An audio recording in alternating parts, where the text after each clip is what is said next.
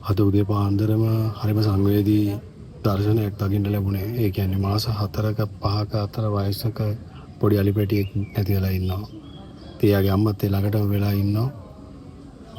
ඉතින් දවසින් දවස අපේ රටේ අලි සම්පත මෙහෙම නැති වෙලා යනවා. ඒක හරිම දුකට කාරණයක්. ඉතින් මම පෙන්නනවා ඒගොල්ලෝ මොන වගේ කොයිතරම් සංවේදීද සත්තුද කියලා. ඉතින් ඇත්තටම ඒගොල්ලෝ හුඟක් වෙලාවට මේ වගේ අවස්ථාවක ඒගොල්ලෝගේ ෆැමිලි එකේ කෙනෙක් නැති වුණත් දවස් කීපයක් ඒ අසල රැඳිලා ඉන්නවා. හුඟක් වෙලාවට යන්නේ නැහැ. ඉතින් හරිම දුක හිතෙන දෙයක්.